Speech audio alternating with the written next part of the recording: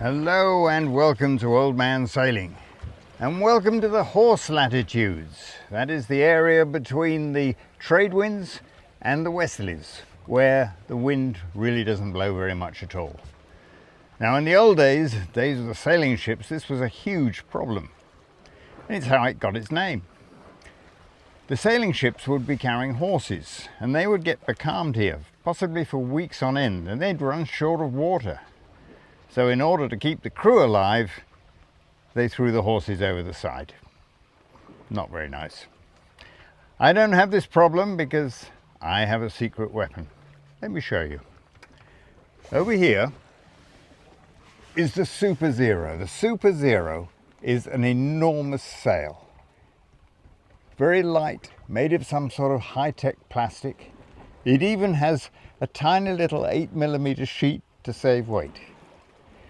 And this was made for me by Crusader Sails of Poole.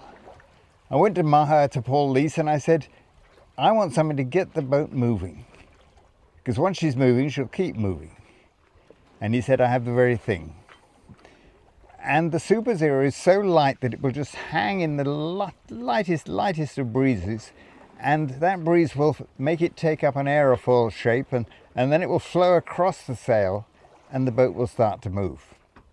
Because you see, we've only got 4 knots of wind. And normally a boat wouldn't sail in 4 knots of wind. Now we're doing about 2 knots through the water at the moment. And if you subtract your 2 knots from your 4 knots of forward motion, you end up with only 2 knots of true wind. Now this boat would not sail in 2 knots of true wind. But as you can see, we are actually moving. And we go a bit faster than that with a little more wind. Amazing. But it does need some help. Somebody has to steer, and believe me, I'm not going to sit up here all day steering. Much too boring. So this is what I have. This is Hawkins. That's my name for him anyway. He's really called a hydrovane. And what the hydrovane does is very, very clever. My old self-steering gear had a paddle. It was called a servo pendulum gear. And it had a paddle that had to be moved by the passage of water flowing over it, which meant that if the water wasn't flowing fast enough, it didn't work. This is moved by the passage of wind over the vane.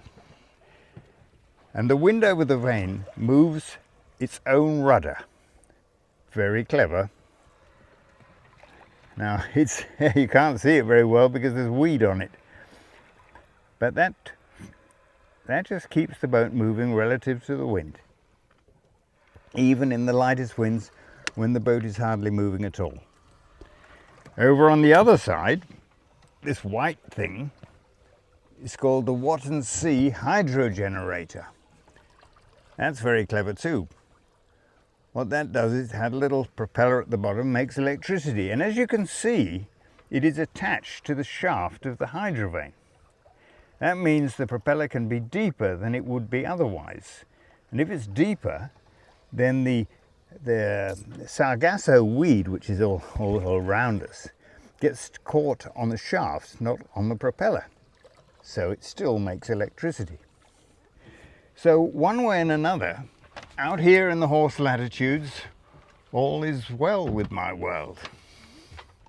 Thank you for joining me. I look forward to the next time. Goodbye.